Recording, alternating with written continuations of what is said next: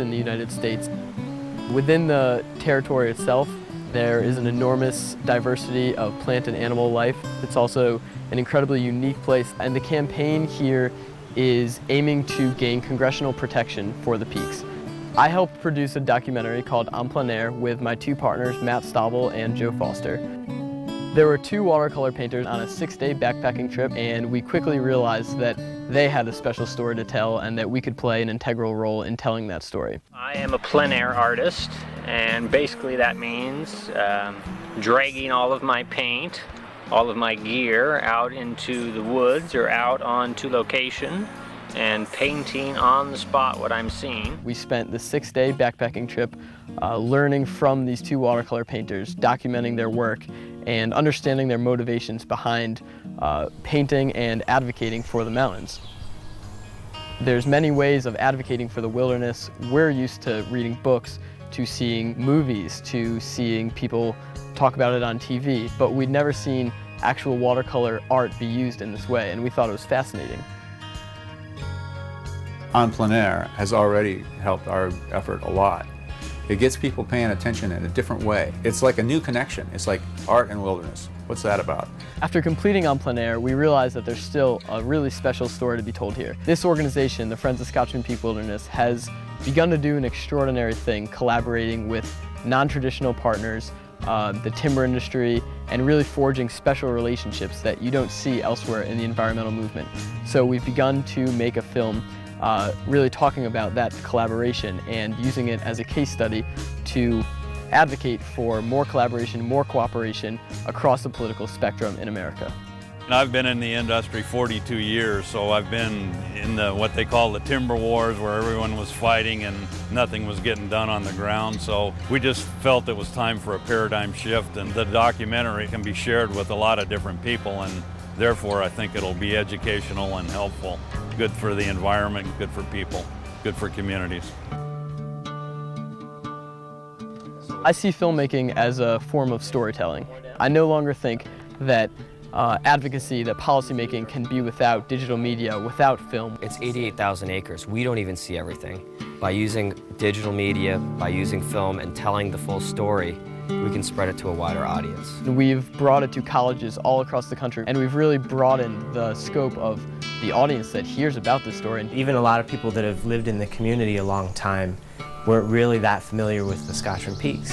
But what this film really did was bring the land to the people, and now they're thinking, wow, I've got this great place in my backyard. I need to go check it out. I think the campaign for the Scotchman Peaks Wilderness and the fight for these mountains is really inspirational, and I think that the value of it is that it can motivate and it can push people to fight for wild lands that deserve protection across the country and across the world.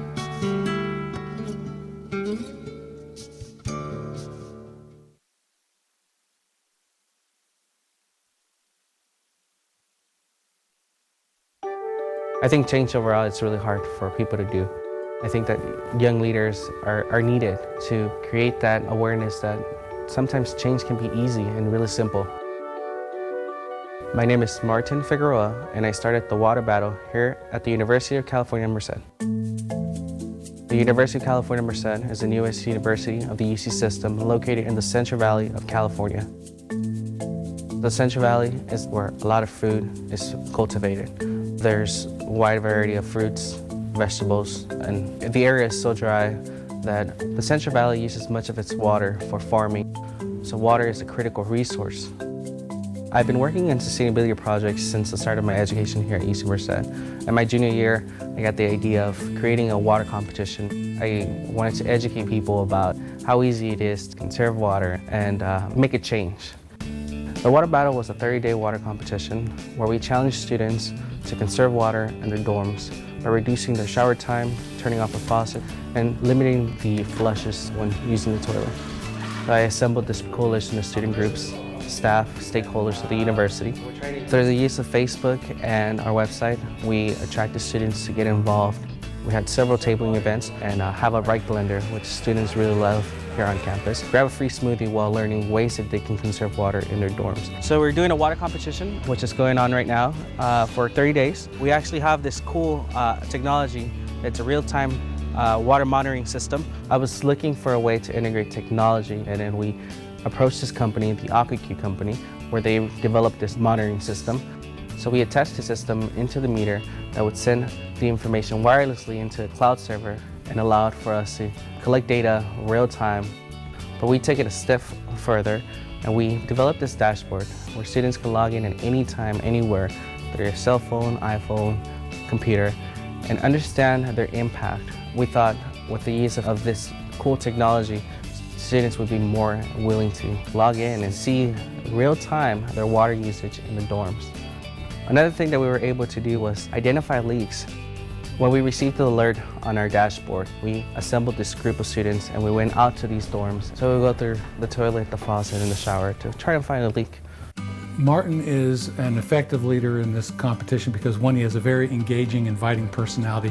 He's very approachable, he's very passionate about sustainability, and he's involved.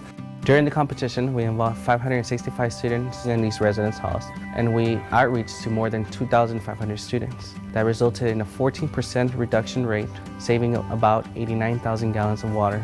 We were able to identify 15 leaks, and we saved about 1.4 million gallons of water.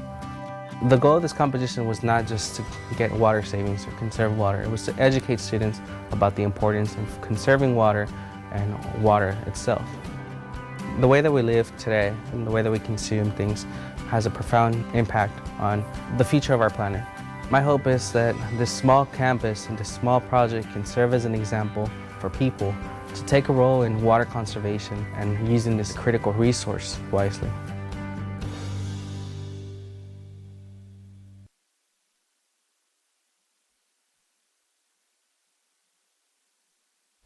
My biggest hope is that people do recognize the power of their choices. Where you spend your dollar, where the things that you eat come from. You are what you eat, you are what you think, you are what you do. These things that we do habitually every day are things that are impacting not only our lives, but the future that we leave for the people that are coming after us. My name is Brittany Stowarth. I'm a Green for All ambassador at Howard University, and I help to create Green is in the Black. Being raised in the greater Detroit area, the environment was a big impact on my health and my family's health. A lot of the women in my family have reproductive issues, and I had some of my own, and that was why I really wanted to get into environmental justice and food justice. My first step into environmental work in general was this research program that I'm in at Howard University called the Howard University Environmental Biology Scholars. And I really learned a lot about soil remediation, cleaning toxicity from soils. And that was one of my first steps into getting involved in the science aspect of it. But then it just wasn't enough to do the science. I really wanted to start advocating for people. And that was how I got really interested in environmental justice and food justice. I applied to be a college ambassador with the national nonprofit organization Green for All. And through that, I was able to host various workshops on food justice, environmental justice, and to promote the green economy. Well, Green for All is a really powerful organization that acts as a catalyst for students to come together to find solutions to environmental problems. The first workshop that we hosted was an introduction to environmental justice. The environmental justice movement addresses the statistical fact that people who live, work, and play in America's most polluted areas are commonly people of color and they're poor or low income. Lillian came to speak to the students who attended the workshop, and she educated them about various environmental justice issues. It's an ongoing battle. Some people trace the environmental justice movement back to when the colonizers first set their foot on our lands. Communities of color and low-income communities have been picked to house various different entities like power plants, waste dumps, incinerators, things of that nature that really pour toxins into the communities, into the environments that they're in, and really have negative health hazards and health impacts on the people that live there. I helped to organize and facilitate 2 other workshops centered around food justice.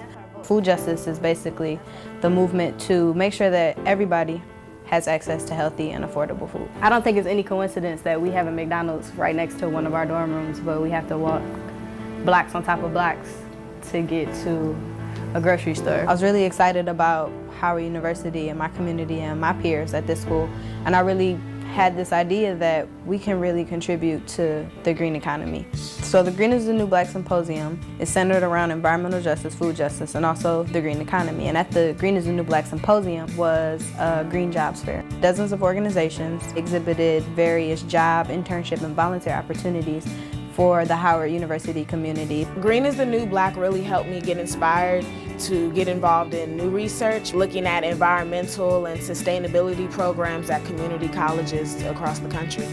The green economy doesn't just need white-collar workers. It needs people who are willing to pick up the solar panel and put it on the roof, but it also needs the engineers to develop that and the technology. So there's so much diversity within the green economy that I think is what makes it great. A community in which environmental and food justice are intact is a community in which people have the same exact choices about what they eat, about the air they breathe, about the water that they drink. To me, that's what a healthy community looks like.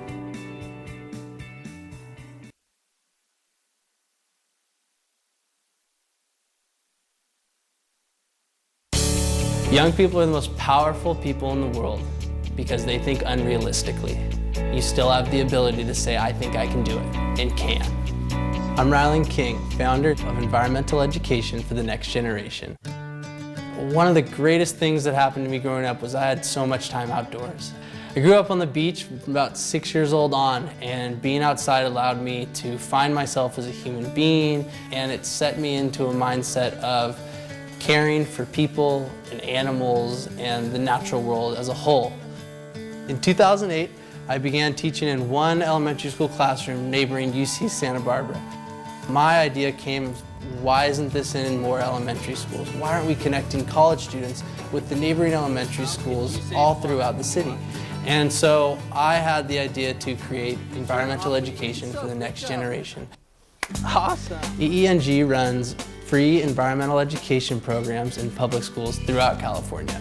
We teach first and second graders about environmental science and sustainability in hopes that that will promote those environmental stewardship concepts throughout the community from the youngest members of society up.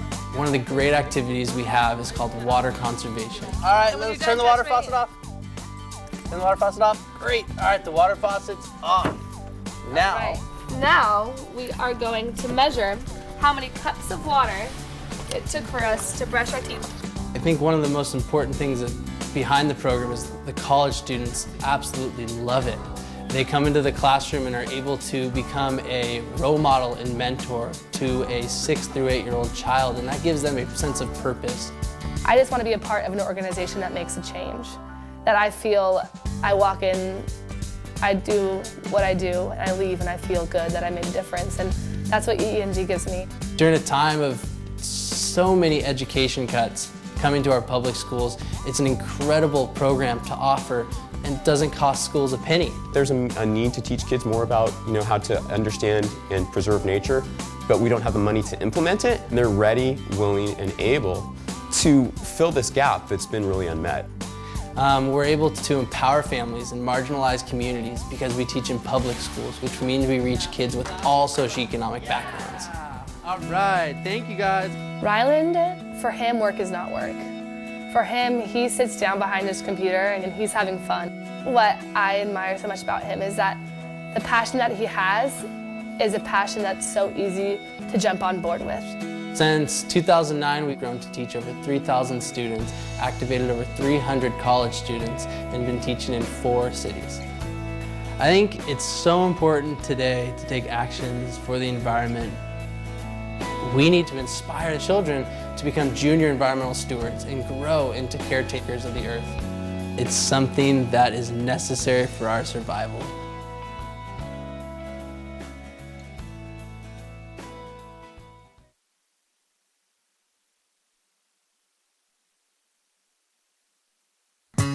It's absolutely untrue to say that youth of this age are more apathetic than other generations. To say that is to sort of marginalize this group of people who are a powerful emerging force in the world and a powerful force for positive change. I'm Asa Needle, and I work with the Toxic Soil Busters in Worcester, Massachusetts.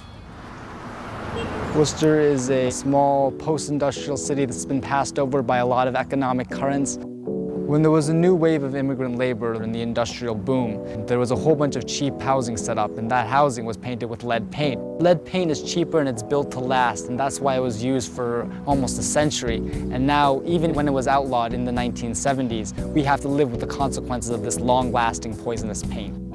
Lead is toxic to everybody, but it's especially horrific to children. It attacks their internal organs and stunts their growth. It can attack their bones as well as their brain. You cannot even know that you have lead paint in your soil. It's all over the city, in the nice neighborhoods as well as in the poor neighborhoods.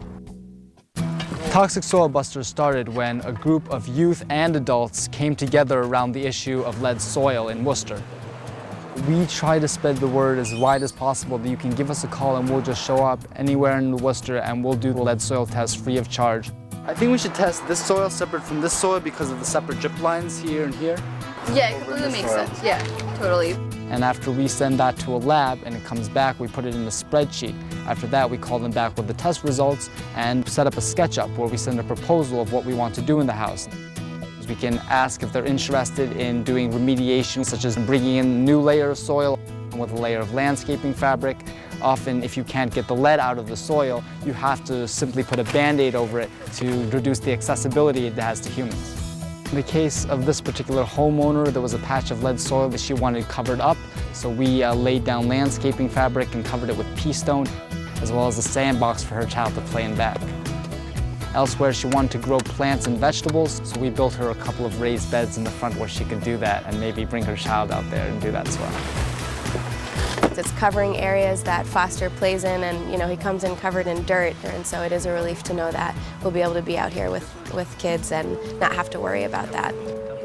Asa stands out among a lot of the young people I've worked with. Asa has a complex understanding of both the world, environmental degradation in its many forms, and then locally what's going on in the neighborhood. And I think that's really unique about Asa, is that he's able to take that complex understanding and move it into action. With Toxic Soil Busters, we remediated over 40 yards, helping dozens of children avoid lead soil toxics, as well as outreach to hundreds, maybe thousands of people all over Worcester. You don't know where that's going to go. You say these things, you throw out these stones, and then you don't know where the ripples go. But you hope that there's a chain reaction, that that act of education or that act of making a greater awareness somehow creates a greater world one by one, piece by piece.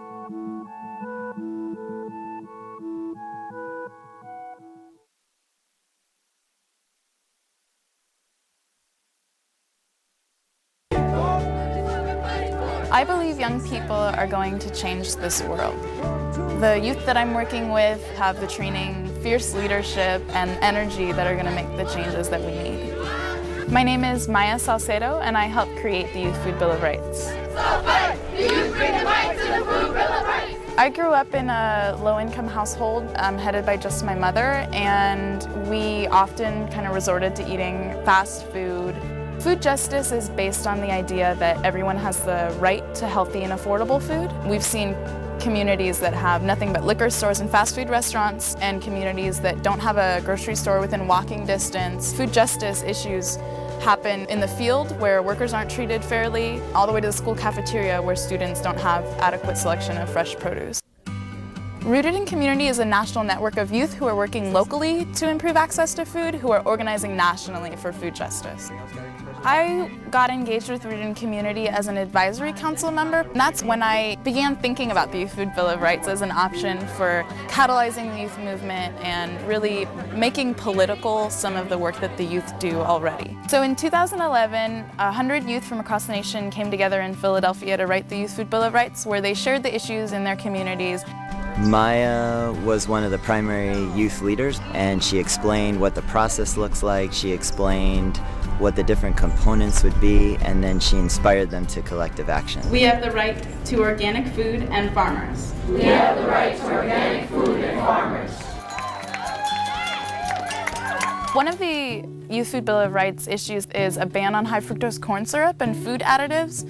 A lot of the youth that we work with, their communities are full of liquor stores and convenience stores that have products that contain high fructose corn syrup. The Youth Food Bill of Rights demands fair treatment for farm workers and people who work production in our food system. It's an opportunity for these youth to really make political what they're doing, and I believe that they're going to take the Youth Food Bill of Rights and really change the way our laws are written so they reflect and uphold a complete food system. This farm is a kind of farm that upholds the rights that are declared in the Youth Food Bill of Rights. It's fair to the workers, and it's fair to the planet, and it feeds people local food that's healthy and affordable. Since August of 2011, the Youth Food Bill of Rights has seen a couple drafts, and I've been there to help make sure that those drafts are reflective of the youth's visions originally, but also applicable as the Youth Food Bill of Rights campaign is changing.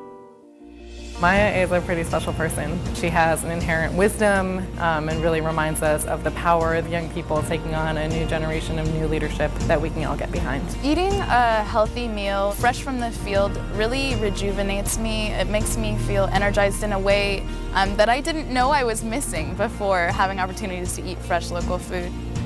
It makes a world of difference, and I imagine a food system that's thriving and uplifting everyone along the way could be nothing but a beautiful, vibrant thing.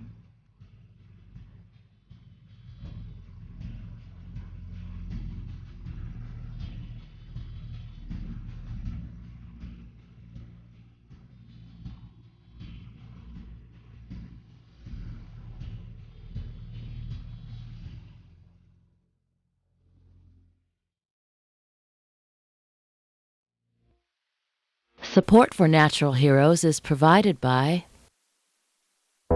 General Hydroponics, creating solutions for gardeners for over 30 years. General Hydroponics is an industry leader, bringing nature and technology together for bountiful plants. On the web at genhydro.com. Green Planet Films.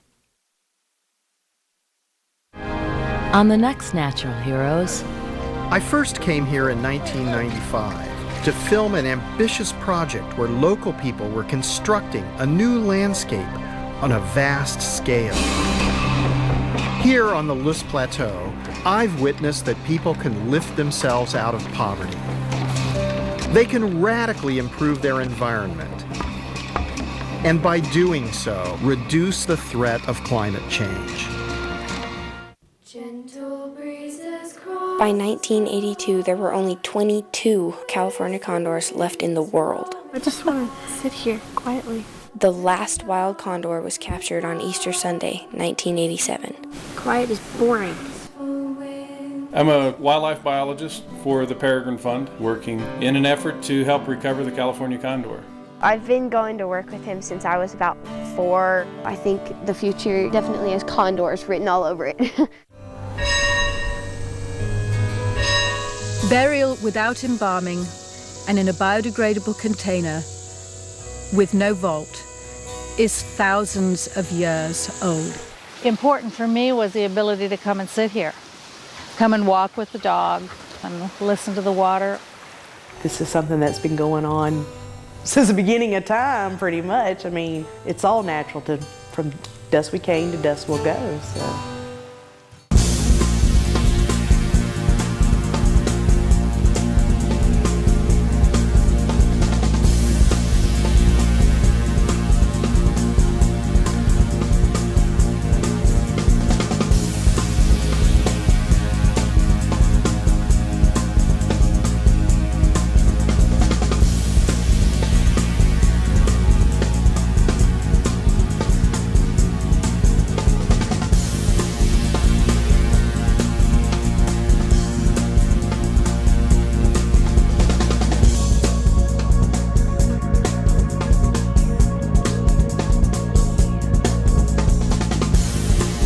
For more information about Natural Heroes, to purchase videos, or to submit your film, visit naturalheroes.org or call 1-800-287-2722.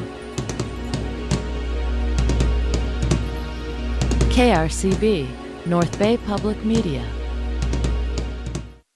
On the next History Detectives, what can these letters reveal about a racially charged massacre on a Civil War battlefield? And how do the signatures on this patch of fabric connect Charles Lindbergh to another first in flight? Up next on KLCS. Hi, I'm Orlando Jones. Los Angeles is one of the most vibrant, diverse cities in the world.